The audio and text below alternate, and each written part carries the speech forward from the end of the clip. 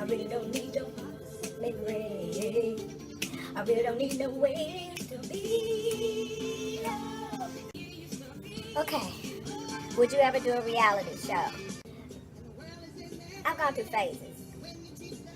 I would never ever do a shit show reality show like the Love and Hip Hops and the Wives It Ain't Wives, and wasn't never really looked at as wives, them hoes.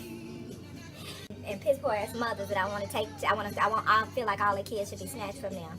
But who would they go to? It's the same thing like when I see people that's following the wrong thing or diving so far into a particular extremism that is self-destructive. I'm getting to the point where I'm not getting to the point. I always gave up because I'll tell somebody something, and if they don't want to listen, like I don't once really, twice if I love you. That's it. The problem is that what I notice people like to do now is, when I wasn't saying anything, I was watching people crash and burn, they would say, why didn't you say something?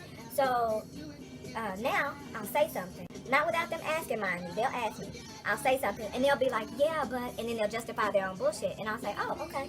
And then when shit goes down, they feel like I should have been more aggressive. Like, yeah, so now it went from, why didn't you say something, to, yeah, you said something, but you wasn't aggressive, like you didn't explain why. I'm talking about this with intelligent people too. So, to answer your question, when I was younger, I would have done a show like, say, Gladiators, until I realized those were stage 2. And I actually went and auditioned for The Swan. Do y'all remember The Swan?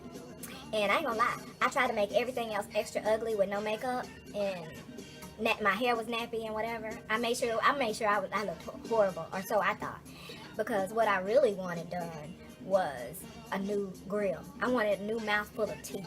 So I guess for people who are able to put that in the same category as boob jobs and ass jobs and tummy tucks and facelifts and Botox and every other cosmetic surgery you can think of, if you lump that in the same category, I guess, yeah, I'm shallow. But real talk, I primarily wanted to just be able to eat my food normally. I was having such drastic dental issues that it grew complicated for me to even be able to enjoy food like a normal person. It was that bad. And it took a toll on me. So, yeah, I tried it. I auditioned for The Swan, looking raggedy, and I was already overweight, but I went ahead and let myself gain a couple more pounds as well, just a couple. So I ain't look that much bigger than I looked originally, for real. So I did need to lose some weight, as I do now. Matter of fact, when I gained weight, I think this is what I gained the weight to, like I am now. Goes to show you. So, yeah, I wasn't fucked up enough for him, I guess, because I didn't make it. But yeah, I tried it. I also actually did the pilot for, it was a spinoff of Survivor called Survivor Fit Club. And doing that show is actually how I tore my ACL and meniscus and subsequently dropped dead from pulmonary embolism, deep vein thrombosis from PEDVT. And so that's a whole nother story. But to make a short story long, when I was younger, I would have done certain shows to my own benefit. I would have taken advantage of certain shows, but not the shit shows. And then as time went on, and in fact, I felt like the people I know who are artists, performing artists, they better not ever do a reality show. I say that in joking, because even if they did, I would be there for them. But I would be talking shit on the sidelines. Bitch. They might put me in a show talking shit if it didn't expose them too much, because I would be telling all the shit, how to produce a stage shit. So they probably wouldn't want me in there. They might hire a fake best friend. They might hire a fake bestie to play my part, because I would be that bad for the sociopaths that manage a reality show. Anyway, take it from hell no to just the competitive ones before I realized they were also staged, because they are. Ours wasn't, but it was just a beta phase pilot, so they were probably using us to know how to get a gauge on how they needed to cast. But anyway, this went way too long. So it went from just the competition ones to hell no to watching all these shitty humans thrive from a reality show gig. Actually, they're not thriving. They're not even capitalizing in the long run. They're just getting an immediate. They really don't pay. I really don't even believe they pay them that much. I believe they provide things, but I don't think they pay them that much. I think that should be its own video. So, as it stands now, in our world full of psychopaths and sociopaths, I think I would do a reality show. I would, with contingencies and stipulations that the production crew would not be happy with. But that would be a clause in my sellout costs. Because I told you I will sell out. You know, I talk a bunch of shit about people, about sellout people. They're selling their soul and their own ass and own family, children's ass, their mama's ass out for a little popularity. Not even money anymore. Money's not even an object. Popularity. This might be its own video, separate from those, because it's not even a Canna related subject. So anyway, I would do one. In general, my sellout price is morally too high for the industry. That's just what it is. The irony is I'm too real for reality TV. But then again, y'all know that. But a Canna related reality show, hell yeah. Hell yeah. Still with the same stipulations of me being able to keep it real to a certain extent. So, yeah, I don't know how well, one would think that the Canna community would be okay with genuine and honesty or whatever, but the reality is that the Canna community is about to be heavily infiltrated by your government. Watch, see what I tell you. I'm watching the Canna community. They falling for it. They are falling for it, hook, line, and sinker. And reason being is because they have, you know, we are made up of a society of humans that have to go along to get along. So, in order to bring about legalization, people gotta buckle. People gotta sell out. I get that. But y'all going so deep that y'all believe in some of this bullshit they telling y'all. Do y'all remember I told y'all they was gonna start having cannabis-related death? They testing the waters with the K12 and Spice or whatever the fake weed is. They testing the waters with that. So y'all know about the recent cases of people dying from those. It's gonna be real weed in a minute. We're gonna have our first cases of death by cannabis. Not brilliant, because they're not brilliant, they're idiots, but cleverly orchestrated by your favorite Americans. Yeah, I said it. This pan didn't want to come clean easily, but it's because my lazy ass didn't clean it right after I used it, and then on top of that, didn't put water in it. So that the stuck on food could be loosening up.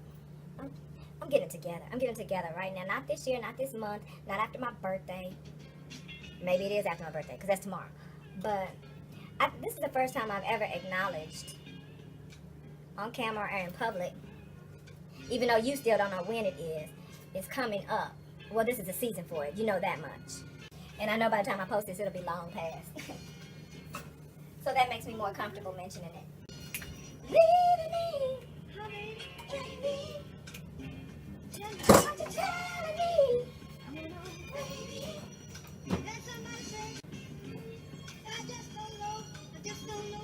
But I absolutely would do a Canna-related reality TV show for a number of reasons beneficial to me and people I love. Primarily access to medicinally effective, connections to people who can provide medicinally effective product.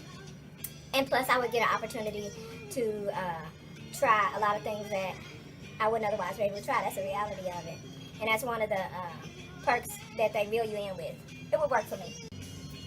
My stomach is so, this depression really turns my stomach lately.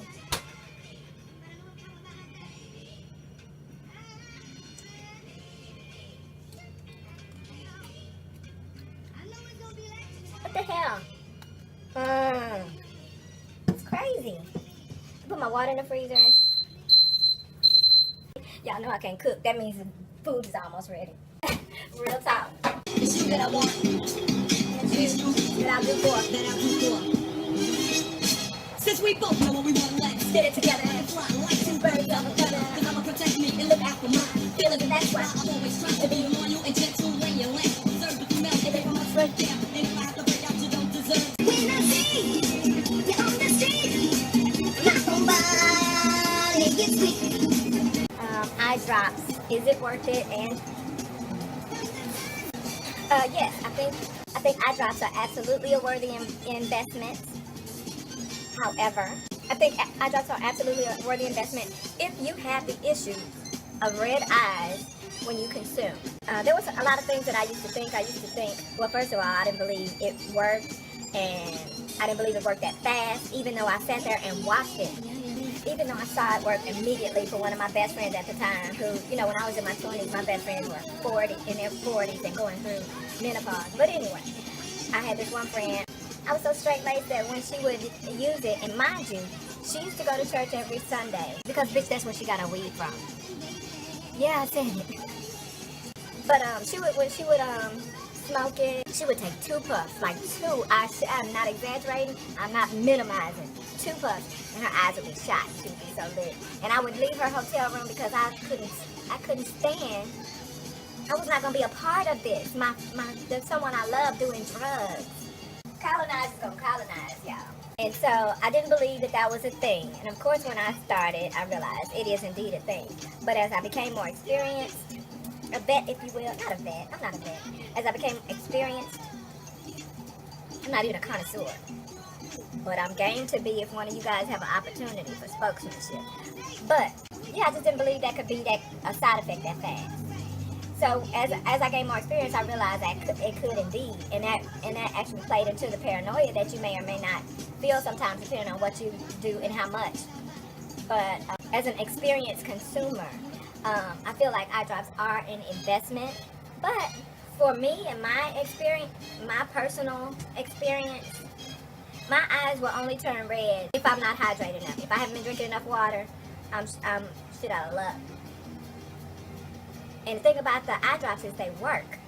I'm so used to the country selling us bullshit that I am still in awe at the effectiveness of eye drops. And I'm glad they didn't keep trying to do no new and improved shit. That's how you know when something works.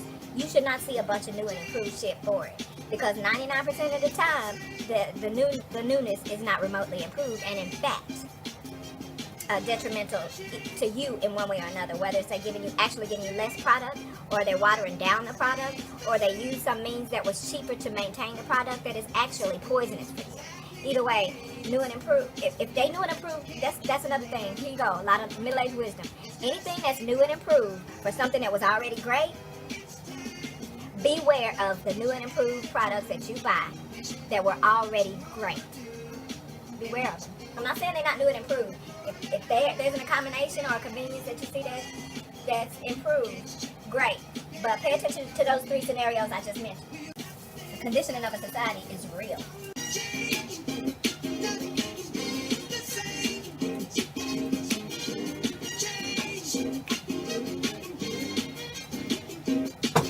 This is right here.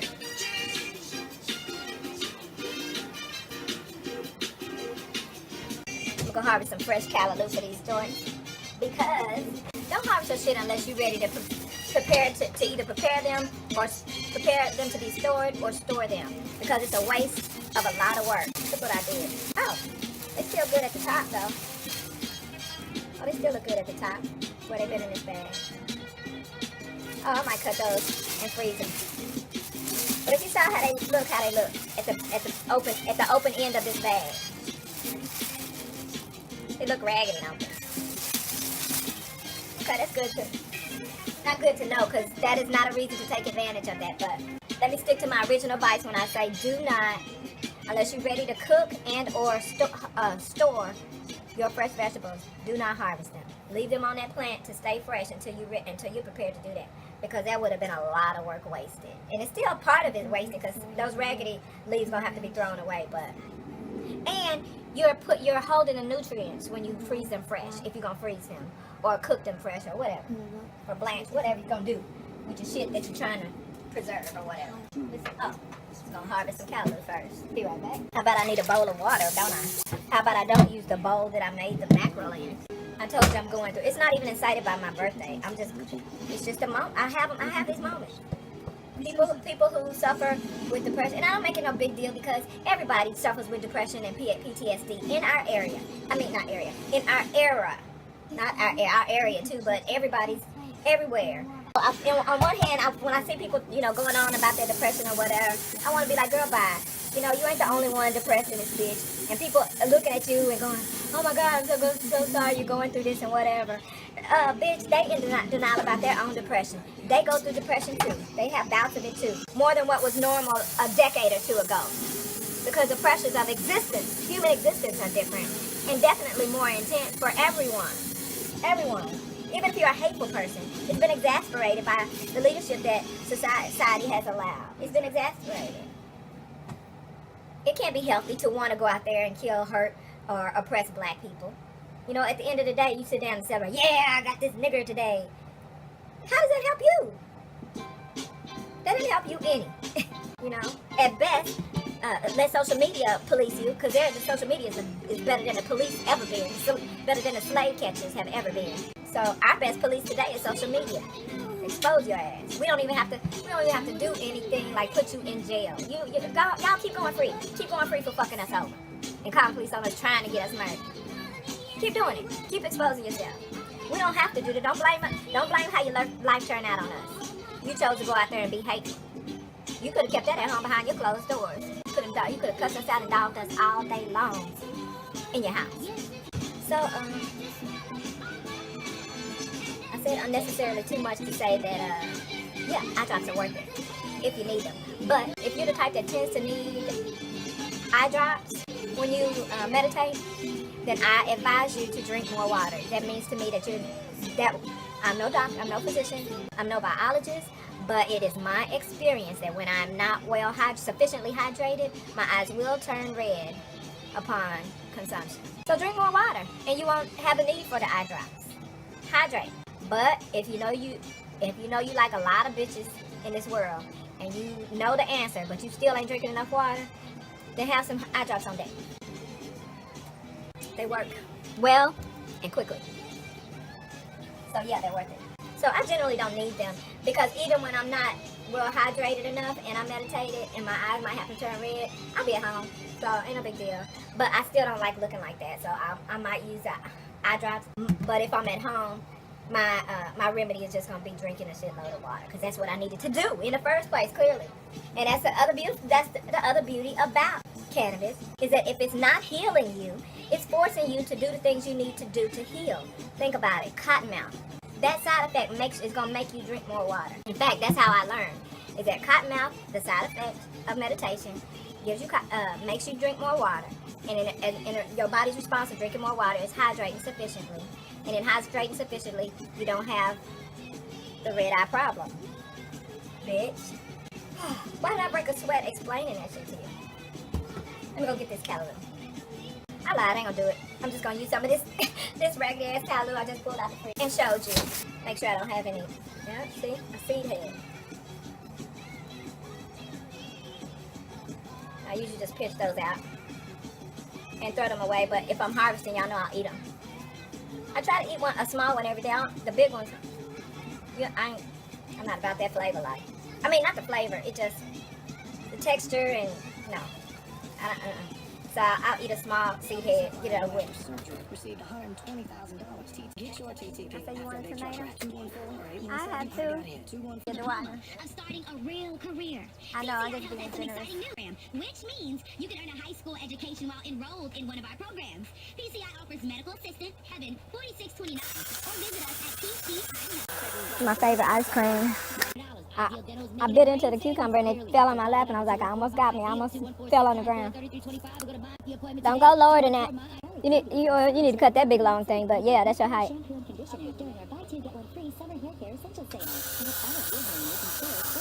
What's my favorite ice cream? Pralines and cream? Oh, butter pecan? Right, they don't have enough little candy pieces in it. I'm going to assume it's am I vegetarian, because I can give the shortest answer for that one. No, I'm not a vegetarian. I'm kind of extremist about not being extremist about things. I didn't start cooking. You think you'll be ready in 20 minutes? But you need to eat something, I think.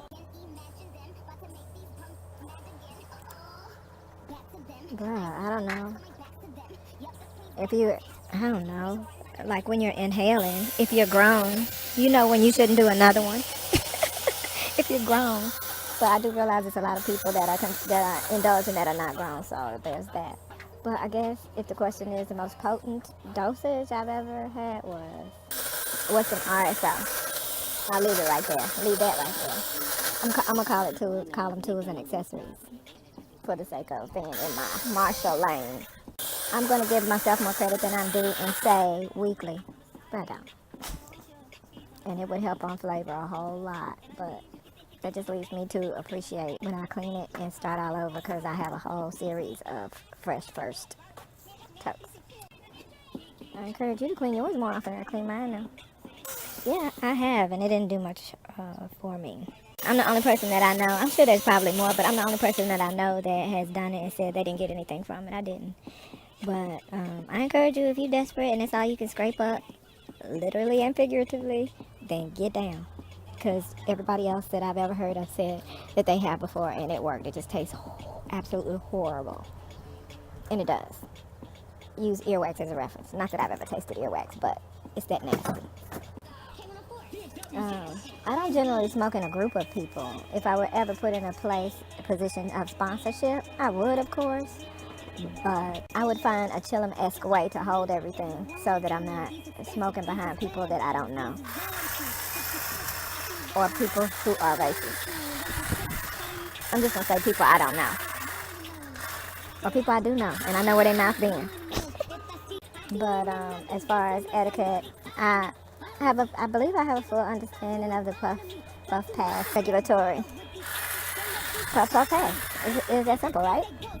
That sounds simple. I could follow those rules. But yeah, I would become an immediate master of learning how to hold pipes and bongs and joints and stuff without placing my lips in the same place that a colonizer might have placed their lips.